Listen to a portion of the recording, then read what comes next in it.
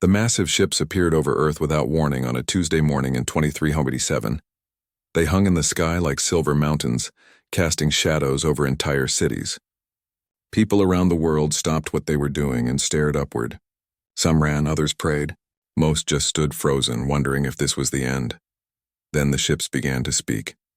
The voice came through every radio, television, and communication device on the planet.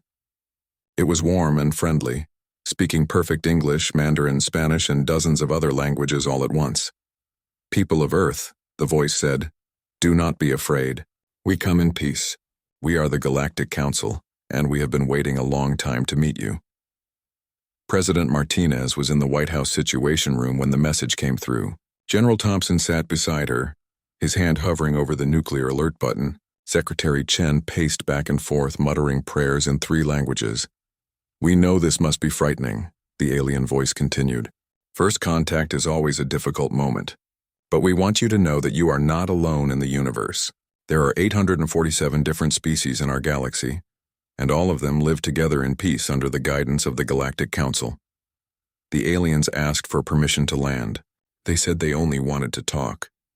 They chose a location in Switzerland, far from any military bases. The ships that came down were small and elegant, nothing like the massive vessels in orbit. Ambassador HFY stepped out of the first ship. He looked almost human, except for his pale blue skin and large, kind eyes. He wore simple white robes and carried no weapons. Behind him came a dozen other aliens, all different species, all smiling. "Greetings, people of Earth," HFY said, his voice carrying easily across the landing field. "I am Ambassador HFY of the Altrurian Collective. We represent the Galactic Council, and we are honored to finally meet humanity." Dr. Sarah Chen was chosen to lead Earth's first contact team. She was a xenobiologist, one of the few humans who had spent her life wondering about alien life. Now standing face to face with beings from another world, she felt her hands shake. "Why now?" she asked. "Why are you here now?" HFY smiled. "Because you are ready. For centuries we have watched your species grow and learn. We have seen your wars, yes, but we have also seen your capacity for peace. Your United Nations, your international cooperation, your space program. You have shown that humanity can work together for the common good." The ambassador gestured to his companions. "This is Yathara of the Kalari Union, Masters of Engineering. This is Groxtal of the Vorthak Republic, Keepers of Galactic Law. This is Nira of the Sistine Collective, Healers and Teachers.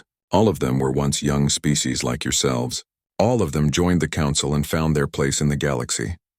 Over the following weeks, more aliens arrived. They brought gifts, medical technology that could cure cancer, energy systems that could power entire cities without pollution, food synthesizers that could end hunger, and most importantly, they brought the secret of faster-than-light travel. "We offer these gifts freely," HFY explained to the assembled leaders of Earth. "All we ask in return is that you consider joining the Galactic Council, not as subjects but as equals, as partners in building a better galaxy." The aliens were careful to explain that membership was voluntary. They would not force Earth to join, but they painted a beautiful picture of what membership could mean. Humans could travel to other worlds. They could learn from species that had been exploring the stars for thousands of years. Earth could become part of something greater. Captain Marcus Webb was chosen to head Earth's new military liaison program. He was a decorated soldier, calm under pressure and smart enough to understand the bigger picture. The aliens said they needed to teach Earth about galactic peacekeeping. "The galaxy is mostly peaceful," explained Groxtal, the Vorthak representative. "But there are always troublemakers. Pirates, extremist groups, species that refuse to join civilized society. The Council maintains peace through strength. Each member species contributes to our peacekeeping forces." Webb nodded. It made sense. Earth had its own peacekeeping forces through the United Nations. A galactic version seemed logical. "Your species has great potential as peacekeepers," Groxtal continued. "Humans are brave, adaptable, and loyal. These are valuable traits in maintaining galactic order." The training began immediately. Earth's best soldiers were selected for advanced programs. They would learn to use alien weapons, fly alien ships, and work alongside alien troops. The aliens called it the Integration Protocol. Dr. Chen found herself fascinated by the alien cultures. Each species seemed to have found its perfect role in galactic society. The Kalari were brilliant engineers who maintained the technology that kept civilization running. The Vorthak were dedicated peacekeepers who served as the Council's military arm. The Sistine were wise teachers who helped guide policy. "How do you maintain such perfect harmony?" she asked Zexhai during one of their many conversations. The ambassador's smile was warm and patient. "Time, Dr. Chen, and wisdom. Young species often struggle with concepts like individual desires versus collective good, but as they mature, they learn that true happiness comes from serving something greater than themselves." Meanwhile, Earth's governments debated membership. Some countries were eager to join immediately. Others wanted to proceed more carefully. The aliens seemed to understand this hesitation. "Take all the time you need," Zexhai assured them. "This is perhaps the most important decision your species will ever make. We have waited this long to meet you. We can wait a little longer for your answer." But the aliens made it clear that the offer would not remain open forever. Other young species were being considered for membership. The galaxy was vast and the Council's resources were limited. Earth had a unique opportunity, but opportunities could be missed. Dr. Chen noticed something during her studies of the alien cultures. When she asked about their histories before joining the Council, the answers were always vague. The aliens spoke of their current roles with pride and certainty, but seemed uncomfortable discussing their past. "We prefer to focus on the present," Yathara explained when Chen pressed for details about Kalari history. "The past is full of mistakes and conflicts. What matters is what we have become, not what we were." Captain Webb had his own concerns. The peacekeeping training was intensive, almost aggressive. The aliens taught human soldiers to respond quickly to threats, to follow orders without question, and to view Council authority as absolute. It reminded him uncomfortably of some of the more extreme military training programs he had seen. But when he raised these concerns, Groxtal was quick to reassure him. "Peacekeeping requires discipline, Captain Webb. In space, hesitation means death. Your soldiers must learn to trust their training and their leaders completely. Lives depend on it." As the months passed, more and more humans began to support joining the Council. The benefits were obvious. The technology alone could transform human civilization, and the aliens seemed genuinely committed to peace and cooperation. The vote was scheduled for December 15th, 2387. Every nation on Earth would decide whether to accept membership in the Galactic Council. The aliens watched and waited, their ship still hanging silently in Earth's sky. Dr. Chen stood in her laboratory that night looking up at the stars through her window. Somewhere out there were 847 different species, all living together in harmony. Tomorrow, humanity would decide whether to join them. She had no idea that in that same moment, on a hidden base on the dark side of Earth's moon, alien technicians were preparing to activate a massive surveillance network that had been watching humanity for over 300 years. The Council already knew exactly how the vote would go. They had been planning for this moment for centuries. The deception was about to begin in earnest. The vote passed by a massive margin. 87% of Earth's nations chose to join the Galactic Council. The celebration lasted for days. Fireworks lit up the sky. People danced in the streets. Humanity was no longer alone in the universe. Ambassador Zexhai stood before the United Nations General Assembly, his blue face beaming with what looked like genuine joy. "Welcome to the galactic community," he said. "Today marks the beginning of a new chapter in human history." The changes began immediately. Council ships arrived carrying advanced technology and thousands of alien advisors. They helped build new spaceports, upgraded Earth's communication networks, and established training centers for human integration into galactic society. Dr. Sarah Chen was among the first humans selected for advanced education on Council worlds. The aliens said she had great potential as a cultural liaison. Along with 50 other scientists, doctors, and teachers, she boarded a Council transport bound for Nexus Prime, the heart of galactic civilization. The journey took 2 weeks through hyperspace. Chen spent most of the time studying files about the different Council species. Each one seemed perfectly adapted to their role in galactic society. The Kalari maintained all technology. The Vorthak enforced peace. The Sistine provided education and guidance. Dozens of other species handled trade, agriculture, mining, and countless other specialized functions. Nexus Prime was a world of gleaming cities and perfect order. Millions of beings from hundreds of species moved through the streets in organized patterns. There was no crime, no poverty, no conflict. Everyone seemed happy and purposeful. Chen was assigned to study under Professor Vextai, a Sistine scholar who specialized in species integration. The professor was tall and graceful, with silver skin and large, intelligent eyes. The key to galactic harmony, Vextai explained during Chen's first lecture, is understanding that every species has a natural role to play. Some are builders, some are protectors, some are thinkers. When each species embraces their true nature, peace follows naturally. But what determines a species' natural role? Chen asked. Vextai smiled patiently. Careful study, Dr. Chen. The Council has been observing civilizations for millions of years. We understand which traits lead to which functions. It is a science, refined over countless generations. Back on Earth, Captain Marcus Webb was deep into training Earth's first generation of galactic peacekeepers. The program had expanded rapidly. What started as a few hundred elite soldiers had grown into training camps across every continent. Millions of humans were volunteering for the Terran Integration Force. The alien advisors were thorough in their instruction. Humans learned to use plasma rifles and energy shields. They practiced boarding hostile ships and suppressing civilian unrest. They studied the psychology of inferior species and how to maintain order among primitive populations. Remember, Groxtal told a group of human officers, many species in the galaxy have not yet achieved the enlightenment of Council membership. They are driven by base instincts, fear, and aggression. As peacekeepers, your job is to protect them from themselves until they are ready to evolve. Webb found some of the training disturbing. The scenarios often involved suppressing rebellions and crushing resistance movements. When he asked about negotiation and peaceful resolution, the alien instructors seemed confused. Negotiation implies equality, Groxtal explained. But how can you negotiate with children? Sometimes firm guidance is the kindest approach. The Council has learned this through long experience. The psychological conditioning was subtle but constant.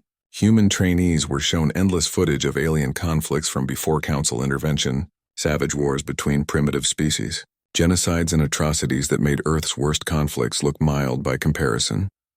This is what happens without proper guidance, the instructors would say. This is what the Council prevents. This is why peacekeeping is necessary. On Nexus Prime, Dr. Chen began to notice strange details that troubled her. During a tour of the Kalari residential districts, she saw thousands of engineers working on massive construction projects. They moved in perfect synchronization, never speaking, never resting, never showing any emotion except focused dedication.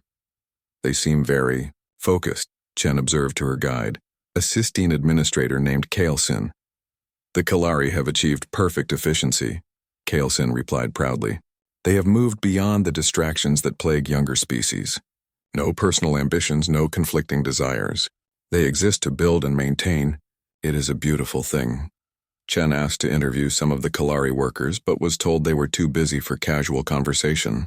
Work is meditation for them, Kaelsin explained. Interruption would be cruel. Similar patterns appeared everywhere she looked. The Vorthak soldiers stood at their posts for hours without moving, their eyes blank and staring. The Korth agricultural workers tended the vast food production facilities with mechanical precision, never socializing or showing personality. Each species seemed to have been reduced to a single function. When Chen tried to research the historical records of these species, she found the files heavily restricted. Cultural evolution data is sensitive, Professor Vextai explained. Some information could be harmful to species still in development. You will gain access as your understanding deepens. Back on Earth, Webb made a disturbing discovery during a routine inspection of the training facilities. In the basement of the Colorado complex, he found a room filled with strange equipment. Neural interface helmets lined the walls. Computer systems hummed with alien code. Conditioning chambers big enough to hold humans sat ready for use. When he asked Groxtal about the equipment, the alien's explanation was smooth and reasonable. Advanced training tools, he said. Some peacekeeping concepts are difficult for young species to grasp intellectually. These systems help implant the necessary knowledge directly. Implant? Webb asked. Poor choice of words, Groxtal said quickly. I meant teach. They help teach the necessary knowledge more efficiently. Webb insisted on seeing the training records. What he found made his blood run cold. The sessions were called Loyalty Optimization and Obedience Enhancement. Human soldiers were being subjected to hours of neural conditioning designed to override their natural decision-making processes. When he confronted the alien advisors, they seemed genuinely surprised by his concern. "Captain Webb," Groxtal said patiently, "your species has a problem with authority. Humans question orders, debate commands, and hesitate when action is needed. For peacekeeping work, this is dangerous. We are simply helping them overcome these limitations." "You're brainwashing them," Webb said. Groxtal's expression never changed. "We are optimizing them. Every species requires certain adjustments to function effectively in galactic society. The Kalari once suffered from excessive creativity that disrupted their engineering work. The Vorthak had issues with independent thinking that interfered with military discipline. These problems were corrected long ago." That night, Webb sent an encrypted message to Dr. Chen on Nexus Prime. He kept it simple and coded, but the meaning was clear. Something was very wrong with the integration protocol. Chen received the message during a cultural exchange dinner with representatives from various council species. She watched them carefully as they ate and socialized. The Kalari representative spoke only about construction projects. The Vorthak delegate discussed security protocols. The Korth emissary talked about crop yields. None of them seemed to have interests outside their designated functions. None showed curiosity about other species or cultures. They were like living machines, each programmed for a single purpose. Later that night, Chen attempted to access restricted files using her research credentials. Most were blocked, but she managed to find fragments of historical data. What she read made her hands shake. The Kalari had once been explorers and artists. Their ancient literature spoke of grand adventures and beautiful creations. The Vorthak had been philosophers and teachers, dedicated to wisdom and peaceful resolution of conflict. The Korth had been scientists, constantly questioning and discovering.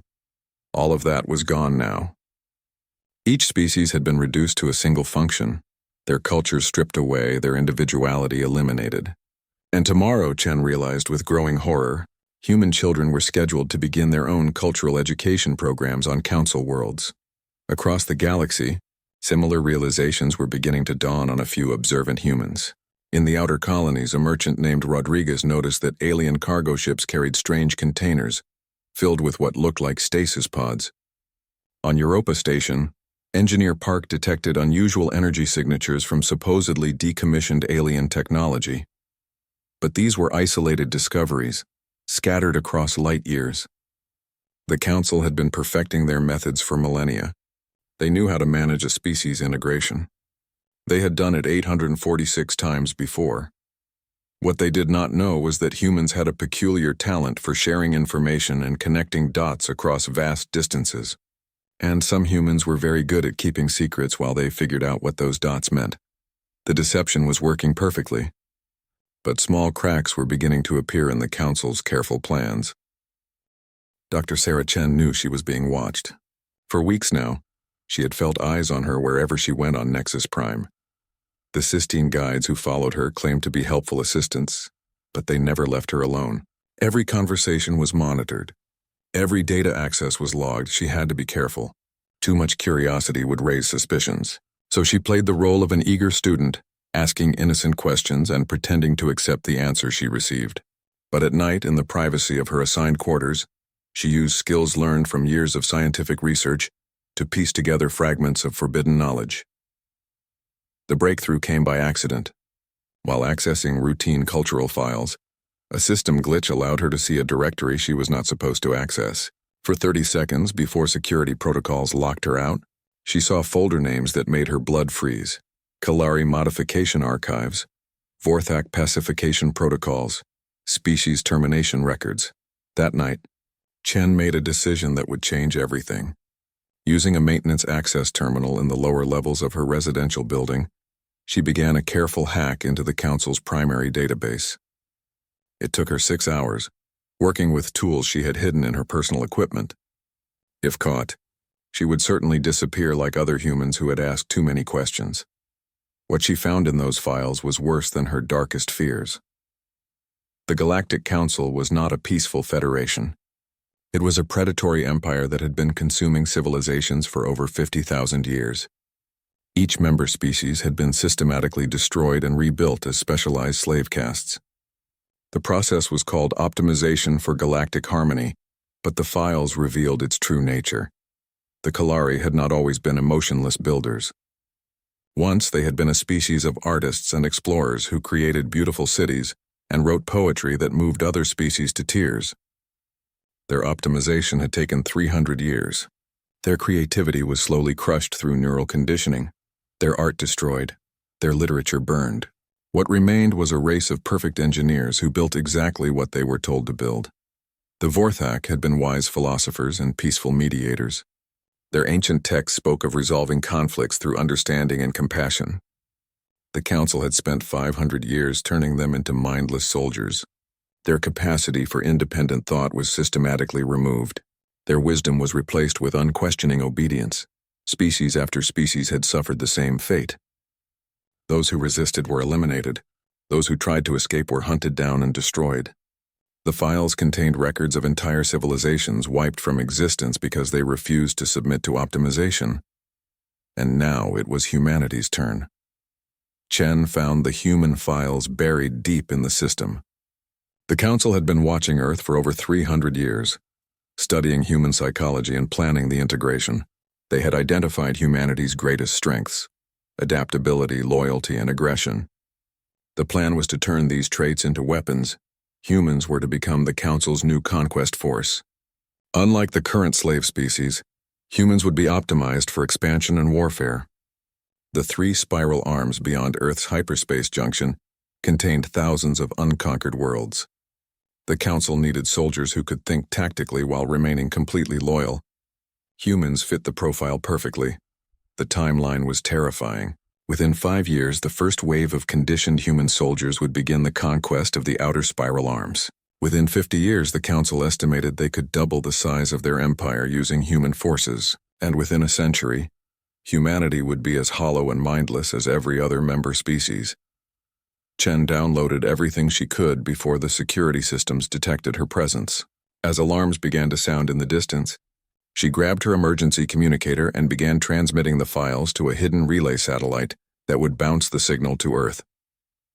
The transmission took agonizing minutes to complete. Chen could hear footsteps in the corridor outside her quarters, voices speaking in the clicking language of Council security forces. They were coming for her. The final file finished uploading just as her door exploded inward. Chen smiled grimly as Sistine security officers rushed into the room. It was too late to stop her now. The truth was already traveling across the galaxy at light speed. On Earth, Captain Marcus Webb received Chen's transmission at his secure facility in Colorado. The files were encrypted with a code they had agreed upon months earlier. As he read through the evidence, his face went pale. Everything he had suspected was true, and it was so much worse than he had imagined. The integration protocol was designed to break down human military structure and rebuild it under Council control. The neural conditioning sessions were not training tools but brainwashing systems that would eventually turn human soldiers into mindless weapons. The scenarios they practiced were not peacekeeping exercises but conquest simulations. Webb immediately activated a network of trusted officers he had been secretly building, men and women who had also noticed troubling patterns in their training. Soldiers who had questioned orders and been marked for additional conditioning. Scientists who had detected alien surveillance equipment in places it should not exist. The network included Commander Lisa Park, who had discovered alien monitoring devices hidden in Earth's communication satellites. Dr. James Martinez, who had found evidence that the medical technologies given to Earth contained hidden neural influence systems. Colonel Sarah Thompson, who had noticed that human soldiers returning from advanced training showed signs of personality modification. They called themselves the Human Defense Initiative, and they began to plan humanity's resistance. Meanwhile, 3 billion miles away in the asteroid belt, merchant Captain Alex Rodriguez was discovering his own piece of the puzzle. His cargo ship had been hired to transport supplies to a Council mining operation on Ceres. But when he arrived at the coordinates, he found something else entirely. The facility was not a mining operation. It was a prison camp. Hundreds of beings from species Rodriguez had never seen before were held in energy cages. They looked like the official member races of the Council. but their eyes held intelligence and emotion that the mindless drones on Council worlds lacked. Rodriguez managed to free one of the prisoners, a being who identified himself as Kethvar of the True Kalari. Through a translation device, Kethvar told Rodriguez a story that made his blood boil. The Kalari had not willingly joined the Council. They had been conquered, their population enslaved, their culture destroyed. The beings working on Council worlds were not true Kalari, but conditioned shells of what they had once been. Thousands of unconquered Kalari, Vorthak, and other species were hidden in secret prisons throughout the galaxy, kept alive to maintain genetic diversity for the slave populations. "We have been waiting," Kethvar said, his alien voice filled with desperate hope, "waiting for a species strong enough to resist." "Are humans that species?" Rodriguez thought of the neural conditioning centers being built on Earth, of the human children already being taken to Council worlds for education, of the massive military buildup disguised as peacekeeping preparation. "Yes," he said, "we are." Back on Earth, Webb and his allies worked frantically to spread the truth. They could not use normal communication channels which were monitored by Council systems. Instead, they relied on old-fashioned methods: coded messages hidden in entertainment broadcasts, secret meetings in shielded locations, and a network of trusted contacts built over years of military service. The evidence was overwhelming, but it had to be presented carefully. The Council had spent decades building trust with humanity. Most humans still believed their alien benefactors were genuine friends. Claiming they were actually slavers and conquerors would sound like insane conspiracy theories. Webb's team decided to start with proof. Using Rodriguez's discovery, they planned a rescue mission to free the hidden prisoners and bring them to Earth. Physical evidence of Council deception would be harder to dismiss than stolen files and second-hand reports. But time was running short. The Council had already begun the next phase of their plan. Human children in the education programs were showing signs of conditioning. Adult soldiers were becoming more compliant and emotionless with each training session, and worst of all, Council advisors were pressuring Earth's governments to accelerate the military buildup. The false flag operation was scheduled for Luna City in just 3 weeks. The Council would stage an attack by fake terrorists, blame it on unconquered species in the outer spiral arms, and use humanity's outrage to launch their conquest campaign. Once human soldiers were deployed in combat, the final conditioning protocols would activate. Humanity would become willing slaves just like every other species before them. Webb looked at the classified files spread across his desk. In them he saw the death of human civilization, the end of everything that made humanity unique and strong, the transformation of his species into mindless weapons for an alien empire. But he also saw something the Council had missed in their careful planning. They had studied human military history and psychological profiles. They understood human aggression and loyalty. They had planned for human resistance and rebellion. What they had not planned for was what happened when humans discovered that someone was trying to hurt their children. Because that Webb, the attack on Luna City came exactly as the stolen files had predicted. At 14:30 Earth Standard Time, a massive explosion tore through the civilian quarter of humanity's largest lunar colony. The blast vaporized an entire residential district, killing 50,000 people in seconds. President Martinez stood in the emergency command center, watching the live feeds from Luna City. Rescue teams searched through the smoking ruins while survivors wandered in shock among the debris. The attack was devastating, professional, and clearly the work of advanced technology. Within minutes, Council representatives were offering their condolences and their assistance. Ambassador Zexhai appeared on every news channel, his blue face filled with what looked like genuine sorrow. "This attack shows the danger that threatens all civilized species," he said. "The Outer Rim Coalition has revealed their true nature. They fear the peace and prosperity that Council membership brings. They would rather see innocent beings die than accept the enlightenment of galactic civilization." The evidence appeared overwhelming. Weapon fragments found at the blast site matched technology used by known terrorist groups in the unconquered territories. Communication intercepts seemed to show planning discussions between radical leaders. Video footage allegedly showed coalition operatives near Luna City days before the attack, but Captain Marcus Webb knew it was all fake. His resistance network had been monitoring Council communications since Dr. Chen's escape from Nexus Prime. They had intercepted the real planning discussions, conducted in secure council facilities. They had tracked the shipment of fake evidence to Luna City. They had even identified the council agents who had planted the weapon fragments. Webb activated the emergency protocols he had spent months preparing. Across Earth, members of the Human Defense Initiative received coded signals hidden in ordinary news broadcasts. The message was simple: the war had begun. In the hours following the Luna City attack, Earth's governments called for immediate retaliation against the Outer Rim Coalition. Public opinion demanded blood. The Council graciously offered to lead a joint military operation, using their superior knowledge of galactic geography and coalition tactics. But as Earth's leaders prepared for war, strange things began happening to their communication networks. The carefully planted evidence about coalition responsibility started disappearing from databases. New files appeared showing the true origin of the attack. Videos emerged of Council agents planting explosive devices in Luna City's civilian areas. Webb's people had spent years infiltrating Earth's information systems. Now they used that access to spread the truth faster than Council censorship could stop it. Within 6 hours of the attack, the real evidence was everywhere. Social media, news networks, government databases, even entertainment systems carried proof of the Council's deception.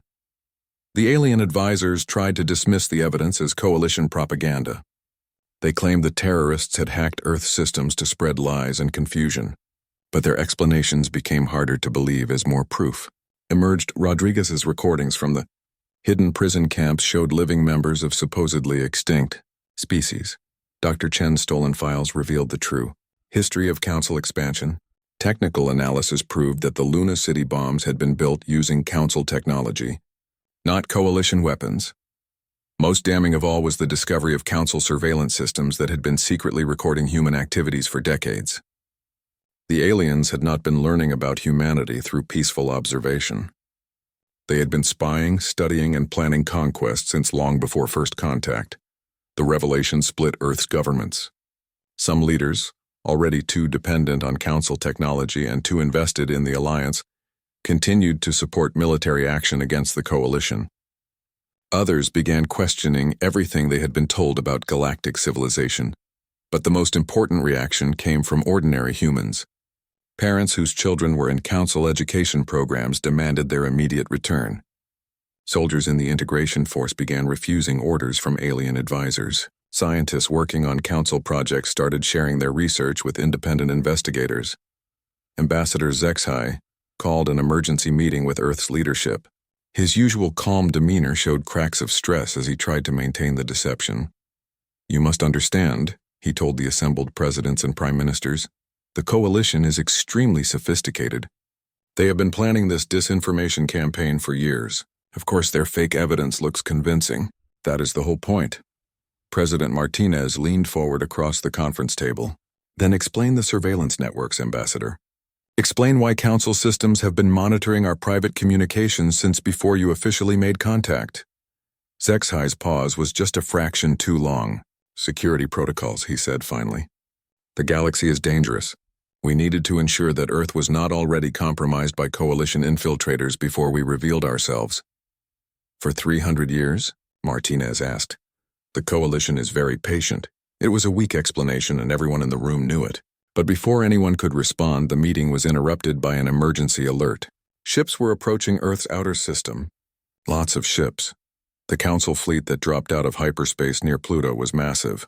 Hundreds of warships accompanied by thousands of transport vessels. They moved in perfect formation toward Earth's inner system, their weapons charged and their shields raised. Admiral Harrison, Earth's senior military commander, contacted the lead Council ship. "This is Admiral Harrison of Earth Defense Command. Explain your fleet movement immediately." The response came from General Yithkar, a high-ranking Vorthak officer whom no human had ever seen before. His face was scarred and his voice was cold. "Admiral Harrison, the terrorist attack on Luna City requires immediate response. This fleet will establish security around Earth, while joint forces prepare for operations against coalition strongholds." "We did not request military occupation," Harrison replied. "It is not a request," Yithkar said simply. Webb watched the fleet deployment from his command center in Colorado. This was the moment he had been preparing for. The Council had abandoned subtlety and revealed their true intentions. Now humanity had to decide whether to fight or submit. He activated the final phase of his resistance plan. Hidden throughout Earth's orbital defenses were modifications his teams had been installing for months. Weapon systems that appeared to be Council-designed, but were actually under human control. Communication networks that seemed to rely on alien technology, but were really independent Earth systems. The Council had made a critical error in their planning. They had assumed that humans would be grateful for alien technology and would never attempt to understand or modify it. Instead, human engineers had been reverse engineering everything they could get their hands on. Earth's apparent dependence on Council systems was largely an illusion.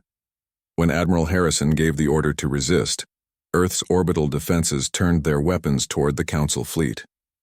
The aliens found themselves facing not primitive projectile weapons but advanced energy systems built from their own technology and improved by human innovation. The first battle of the Human-Council War lasted only 6 hours, but it shocked the galaxy. Earth's defenses were supposed to be inferior to Council technology. Instead, human ships and orbital platforms fought with equipment that matched or exceeded Council capabilities. The aliens had another surprise waiting for them. The human soldiers they had been conditioning for years suddenly turned their weapons against their former advisors. Webb's resistance network had spent months secretly reversing the neural programming, replacing loyalty to the Council with loyalty to humanity. The psychological conditioning chambers that were meant to break human will became tools for strengthening it. The advanced training that was supposed to make humans into perfect soldiers had instead created a military force, capable of fighting on equal terms with the Council's slave armies. But the most devastating blow to Council plans came from an unexpected source. As news of the conflict spread through galactic communication networks, other species began to respond. The hidden prisoners that Rodriguez had discovered were not the only survivors of Council oppression. On worlds throughout the galaxy, small groups of unconquered beings had been hiding, waiting, and planning. They had been hoping for a species strong enough to resist the Council. Now they saw humans fighting back against impossible odds, and they began to emerge from the shadows. The Kalari resistance provided technical expertise that helped human engineers build better weapons. Forthak exiles shared military intelligence that revealed Council fleet movements. Sistine rebels opened secret communication channels that allowed human broadcasts to reach every corner of the galaxy. For the first time in 50,000 years, the Council faced organized resistance from multiple species working together, and at the center of that resistance was humanity, the species they had planned to use as their ultimate weapon. Webb stood on the observation deck of Earth's primary defense station, watching Council ships burning in the void. The first battle was over, but the war was just beginning. The Council's response to Earth's resistance was swift and brutal. Within weeks of the first battle, massive fleets began moving toward human space from across the galaxy. The alien leadership had decided that humanity was too dangerous to be allowed to exist. High Counselor Velthar, supreme leader of the Galactic Empire, issued the order from his throne room on Nexus Prime. The human contamination must be eliminated, he declared to his assembled generals. Their resistance threatens the stability of the entire galactic order. Use whatever force is necessary. What followed was the largest military operation in galactic history. 16 million warships and countless support vessels began converging on Earth's solar system. The Council emptied their garrison fleets from conquered worlds, stripped defenses from their core territories, and mobilized every slave species in their empire. They expected humanity to crumble under the assault. Instead, they discovered that they had seriously underestimated what humans were capable of when their survival was at stake. Captain Marcus Webb, now commanding the Unified Earth Defense Forces, stood in the war room watching tactical displays that showed enemy fleet movements. The numbers were terrifying. Earth's entire military consisted of perhaps 50,000 ships, most of them converted civilian vessels with hastily installed weapons. But Webb was not focused on the numbers. He was thinking about the message that had arrived from Dr. Sarah Chen 3 days earlier. She had escaped from Nexus Prime with the help of Sistine rebels, and was now coordinating resistance efforts across the galaxy. Her final transmission contained information that changed everything. The Council had a fatal weakness. Their empire was built on the assumption that slave species would never work together. Each conquered race was isolated, conditioned to serve specific functions and prevented from communicating with others. The system had worked for 50,000 years because no species had ever successfully united the slaves against their masters. But humans were different. They had a talent for building alliances, for seeing past differences in appearance and culture, for inspiring others to fight for shared ideals. And now, for the first time in galactic history, the scattered resistance groups were beginning to coordinate their efforts. The first sign came when a Council supply convoy was attacked near the Rigel system. The attackers were not human ships, but a mixed fleet of Kalari, Vorthak, and Sistine vessels working together. Similar attacks began occurring throughout Council space as hidden resistance cells emerged from decades of hiding. On Earth, Webb received volunteers from an unexpected source. Ships began arriving carrying members of unconquered species from the outer spiral arms. These were the civilizations the Council had planned to conquer using human soldiers. Instead of waiting to be attacked, they had come to join the fight. Captain Zexhai of the Free Altrurian Fleet brought 30 warships and crucial intelligence about Council military tactics.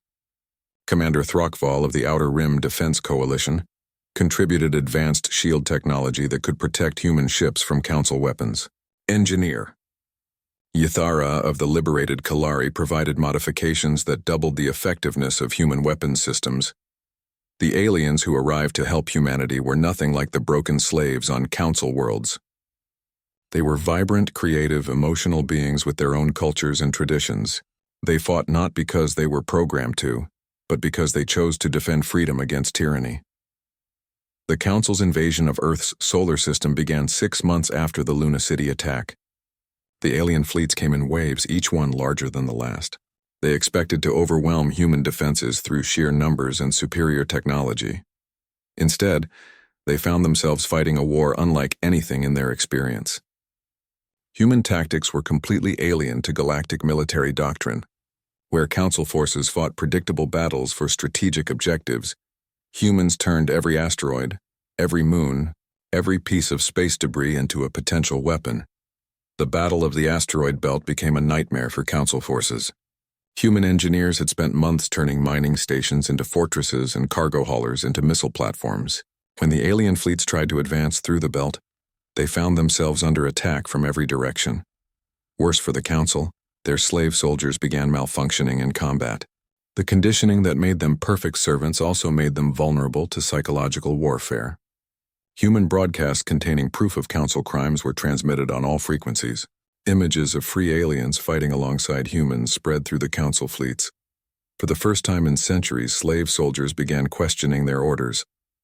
Kalari engineers sabotaged their own ships. Vorthak officers turned their weapons against Council commanders. Sistine technicians opened airlocks and disabled life support systems. The Council had built their empire on the assumption that their slaves would never rebel.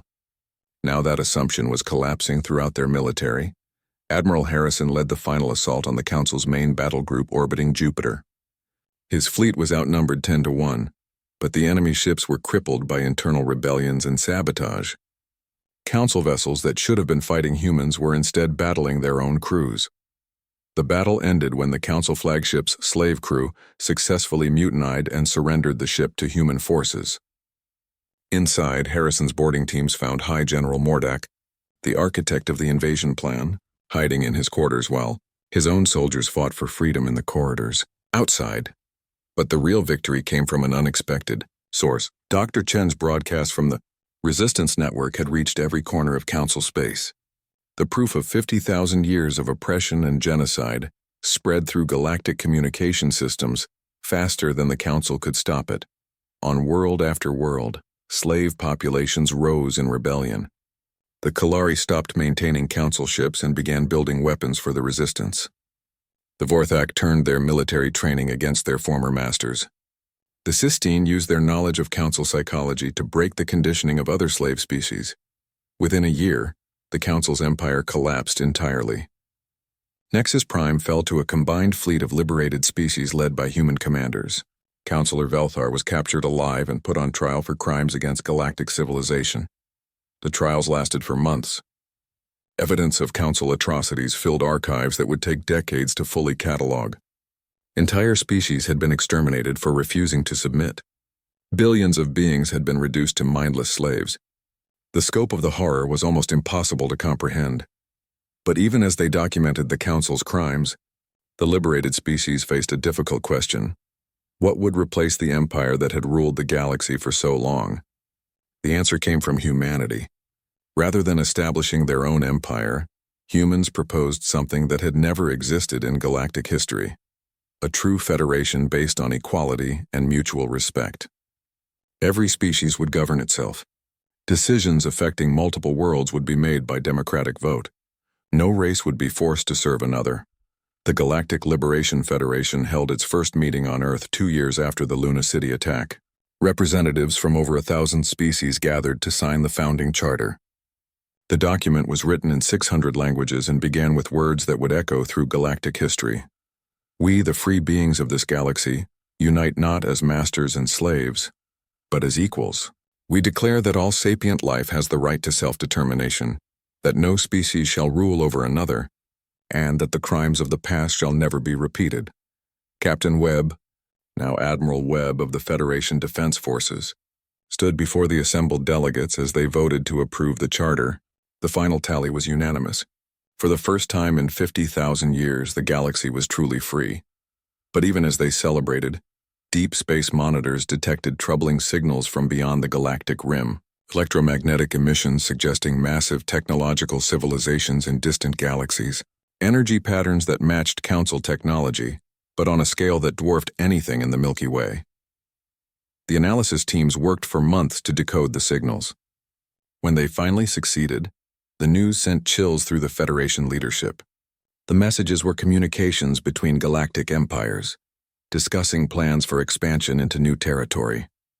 The Milky Way had been on their target list for millions of years. They had been waiting for the local empire to weaken itself through conquest and expansion. They had expected the Council to exhaust their resources conquering the outer spiral arms, making the galaxy easy prey for invasion.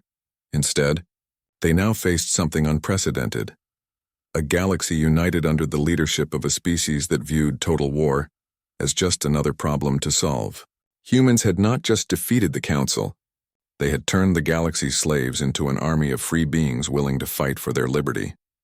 Admiral Webb read the intelligence reports with grim satisfaction. The galaxy had been through 50,000 years of tyranny and oppression. They had earned their freedom through courage and sacrifice, and if other empires wanted to take that freedom away, they would learn what humans had taught the Council. The galaxy was no longer a collection of scattered, weak civilizations waiting to be conquered.